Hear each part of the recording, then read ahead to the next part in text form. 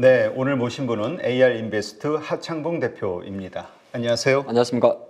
자, 오늘 증시 장중에 참 변동성이 강했어요. 네. 어쨌든 코스피 0.17%, 코스닥은 0.24% 마이너스로 끝나긴 했습니다만 이 정도면 선방한 거 아닌가 싶기도 하고요.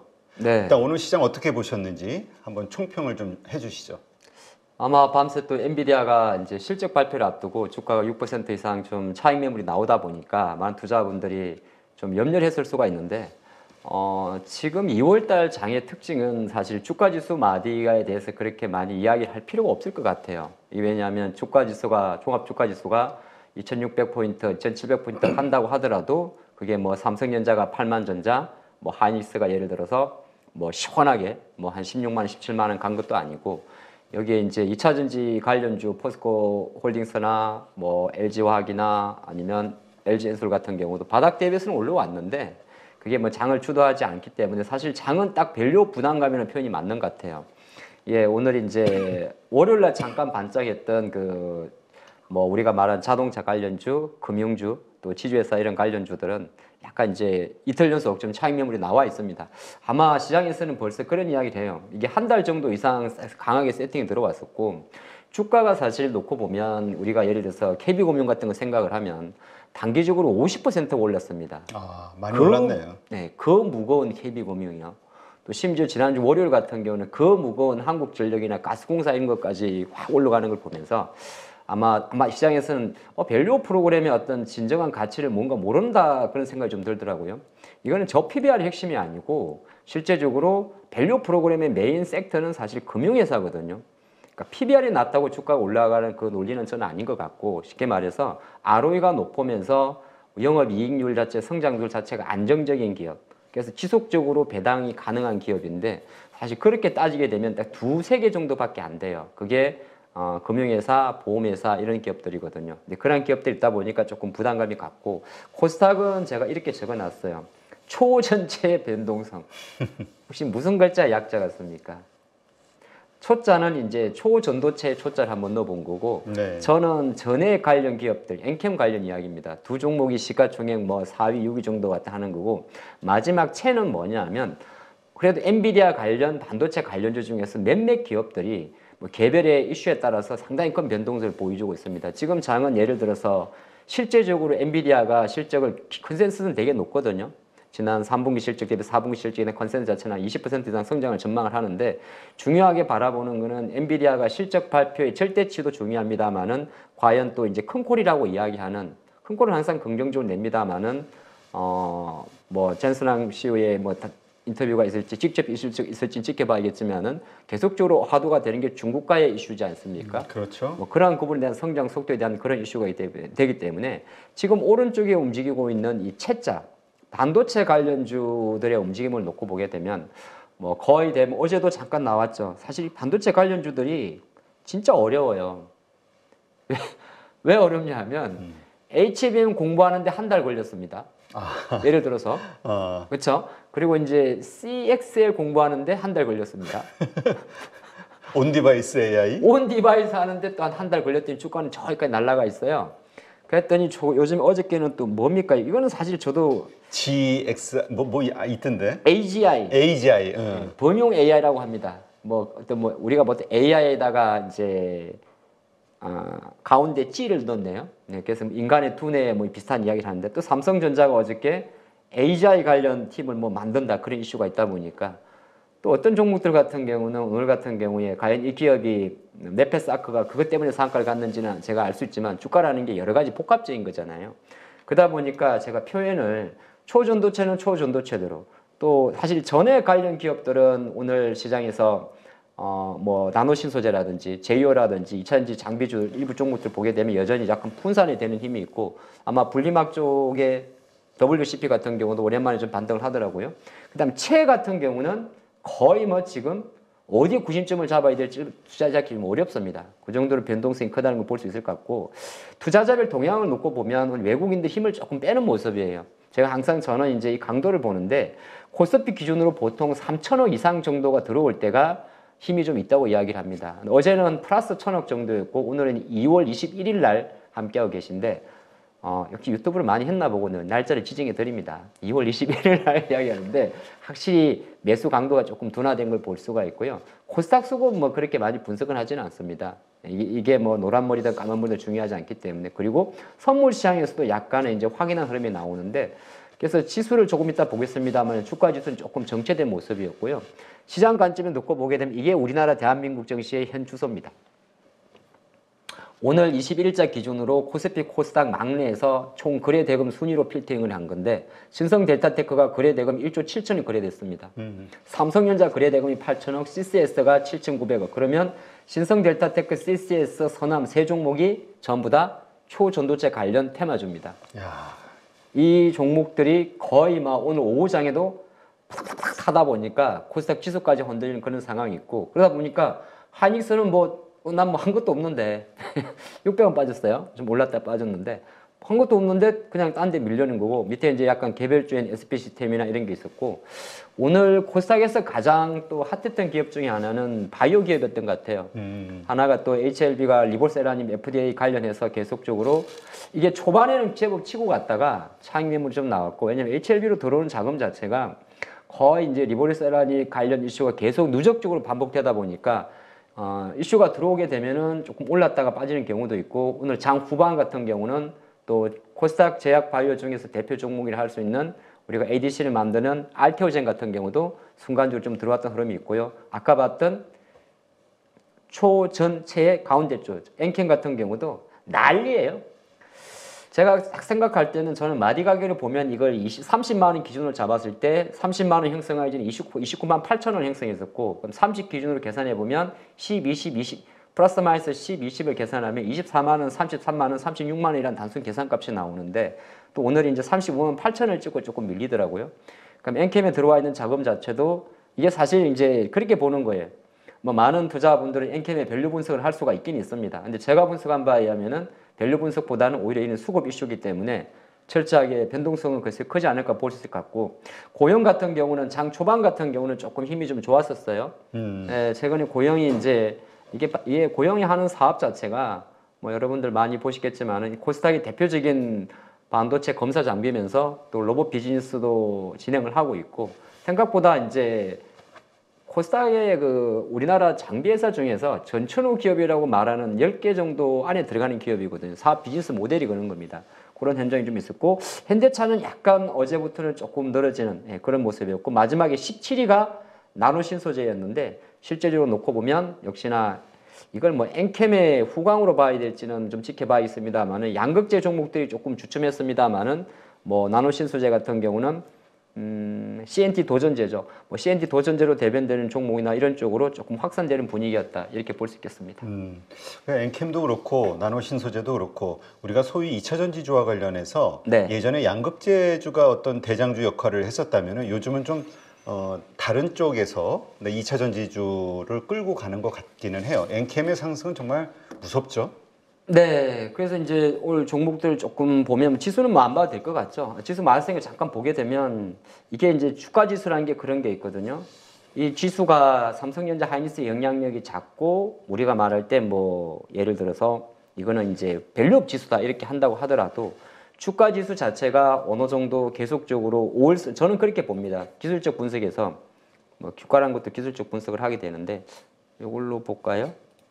웬만한 방송 중에 판세를 안 하려고 그러다가 이렇게 약간 장대에 힘이 들어오고 나서 조정이 있고, 이렇게 조정이 있고 조정이 있으면 우리가 옛말에 그 방귀도 자주 끼면 뭐 실수를 한다 그런 말이 있지 않습니까? 그러니까 주가라는 것도 그렇고 시세라는 게 쭉쭉 이렇게 지금 현재는 단기적으로 떠 있는 거거든요. 이게 밸류 프로그램 지수라 볼 수 있습니다. 근데 중기 이평선이 21선하고 장기 이평선이 60일선이 붕 떠 있는 상태에서 치고 가지 못하면 빠지는 게 증시의 습성입니다. 그래서 지금은 약간 거래량도 왔다 갔다 하기 때문에 뭐 종합 주가 지수를 보고 투자하시는 분들은 아무래도 삼성전자나 하이닉스의 움직임도 되게 중요하겠지만은, 예를 들어서 이게 단적인 예가 될지는 모르겠지만은 이렇게 현대차 같은 경우도 영향력이 좀 클 수가 있단 말이죠. 그런 종목들을 조금 이거 어디 갔냐? 예, 여기 있네요. 예. 현대차 관련 이런 기업들의 주가 탄력성도 조금 보시면 좋을 것 같은데, 그럼 현대차가 말 나왔으니까 드릴 말씀인데 제가 생각할 때는 조금 힘이 빠지는 모습입니다. 이게 이제 기술적으로도 가격으로 보면 잘 표시가 안 됐는데 종목을 놓고 보면 우리가 알고 있는 그 기술적 분석의 가장 기초 중에 하나가 뭐냐면 원형 천정형이라는 패턴이 하나 있습니다.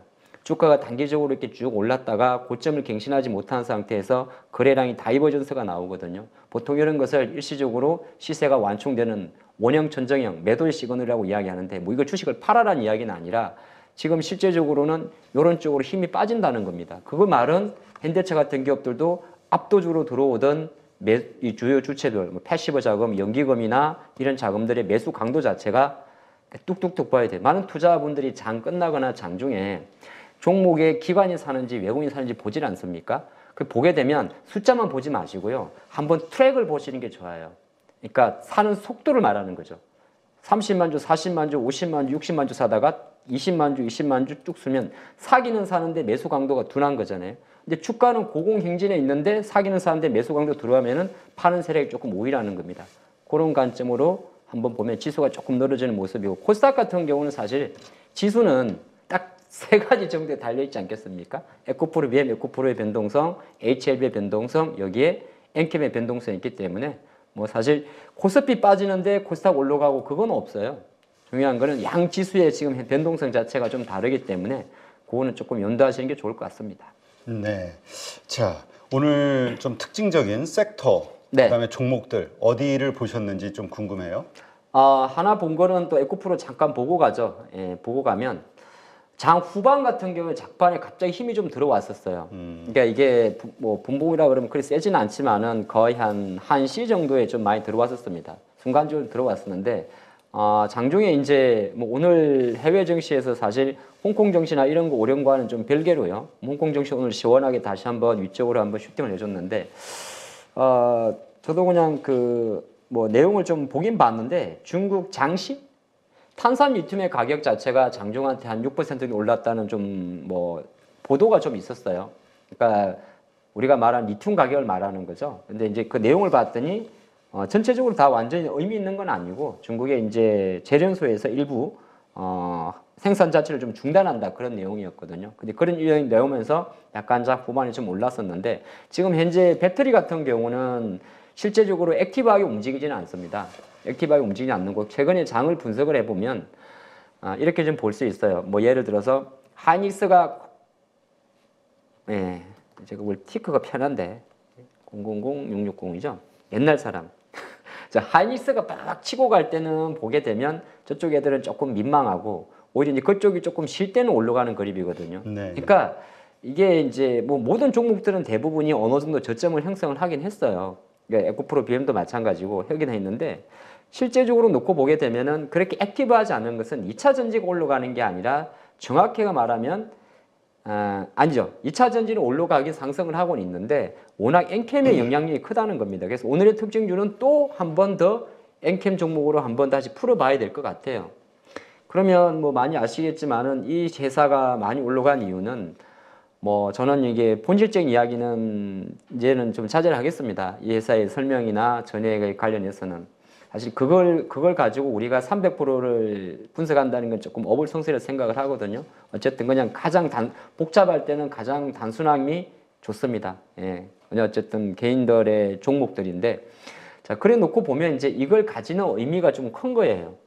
근데 엔캠이 올라가다 보면 아시겠지만은 어제처럼 솔브레인 홀딩스가 갑자기 슈팅이 나올 수가 있는 거고 이제 이런 현상이 있다 보니까 자꾸 이 포커스를 어디를 맞추냐 하면 많은 투자분들이 GM에 이제 포커스를 맞추게 되는 거고 또 하나가 지금 당장 이런 거죠. 실적이란 모멘텀도 없잖아 있긴 있습니다. 코스모 신소재를 보게 되면 코스모 신소재 상승해서 실적이라는 공통 분모도 갖고는 있습니다만은 약간은 제가 보니까 확실히 1월 말 이후로 2차 전지 관련 기업들이 LG 에너지솔루션도 마찬가지고 실적에 대한 부담감을 놔버리다 보니까 다시 원론으로 가서 뭘 생각하냐면 IRA 보조금이란 단어보다는 외국 기업 투자 촉진법이라는 그런 거에 포커스를 맞춥니다. 제한법이라고 이야기하죠. 그래서 대표적인 게 이제 미국에서 실제적으로 이거를 IRA 수혜를 받는 AMPC 수혜를 받는 기타 부품과 장비를 지정해준 전해액과 분리막적으로 매수세가 좀 들어오는 거요.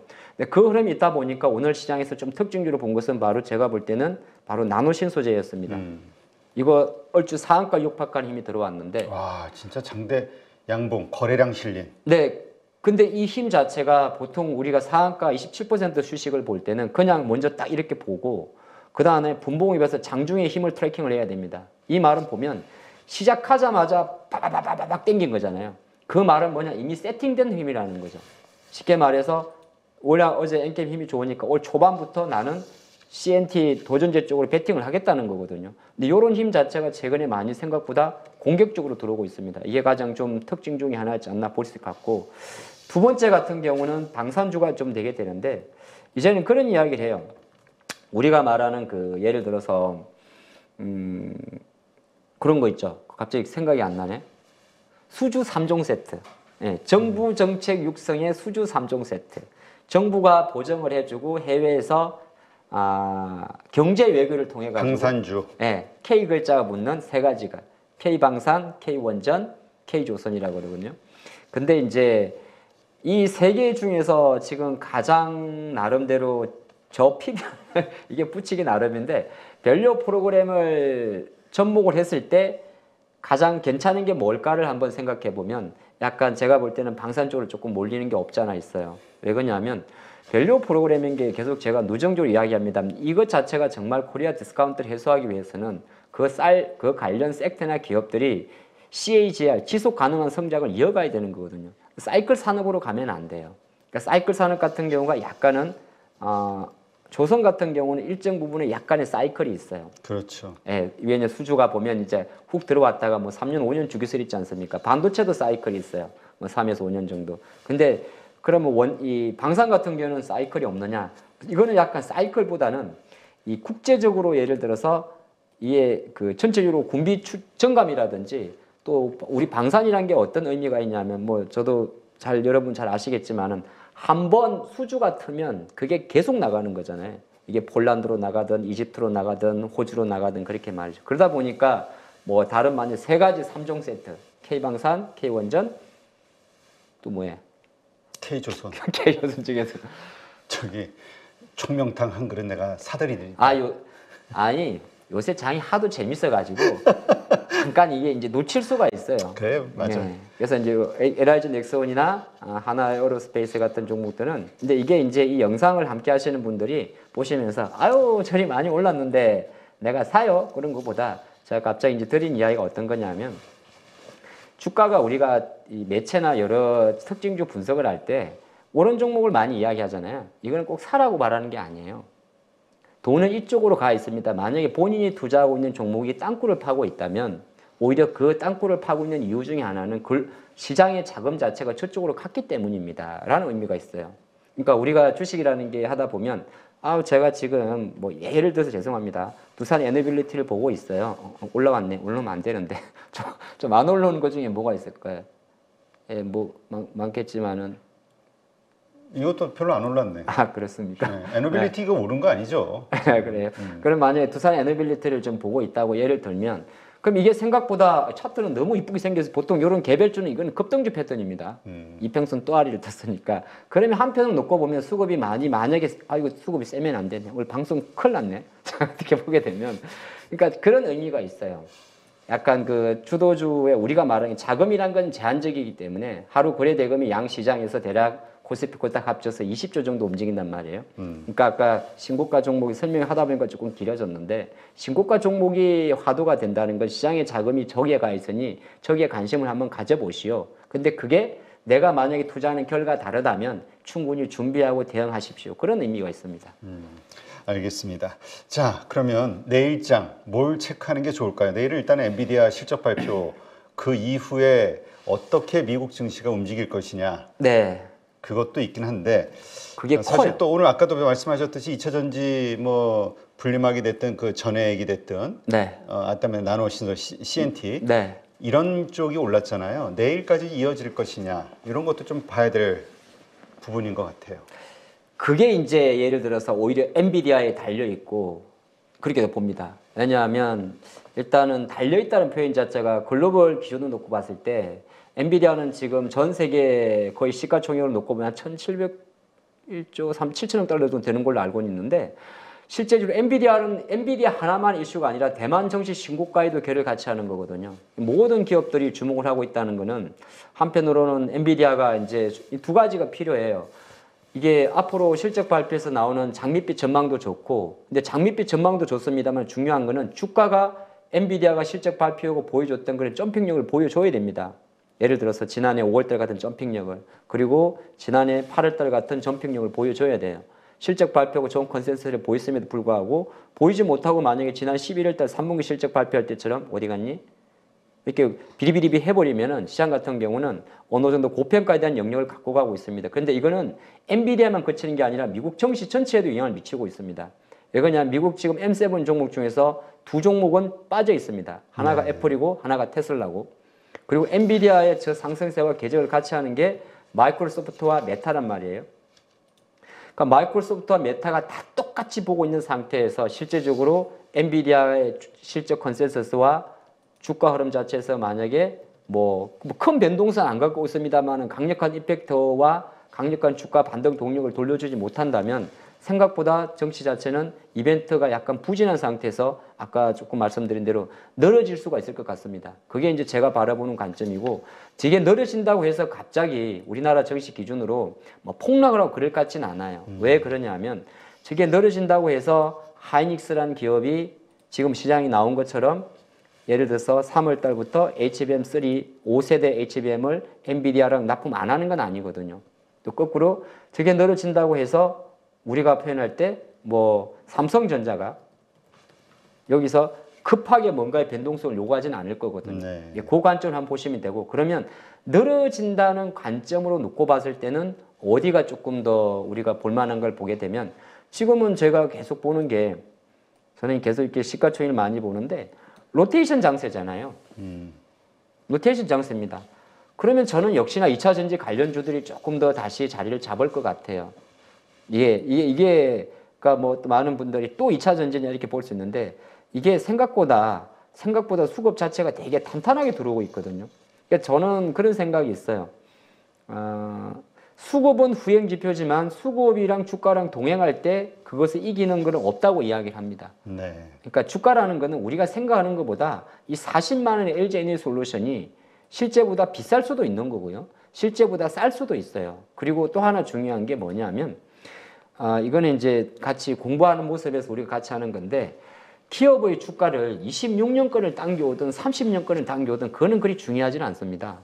그건 왜 그러냐 하면, 우리가 말하는 실적이라는 것은 PR이라는 것은 보통의 그냥 관행이, 우리가 EPS, 포워드 EPS의 관행이 습관적으로 옛날부터 1년 후에 EPS를 갖고 와서 포를 냈기 때문이고, 그 1년이라는 것 자체는 사실 별 의미는 없어요. 1년 자체도 추정이거든요. 그래서 지금 아까 보게 되면 시가총액 상위 종목의 힘을 놓고 보면, 제가 생각할 때는 삼바나 이런 종목들은 어느 정도 미국의 금리에 대한 인상 자체가 좀 완화돼야 들어갈 거니까 수렴 국면으로 간다면, 확실히 코스피 단에서는 실제적으로 아까도 좀 말씀드렸지만은 삼성물산이나 이런 기업들의 주가 변동성이 완화되고 투자자별 동향에서 이미 강도가 떨어진다면, 벌써 연기금은 물량을 줄이고 있단 말이죠.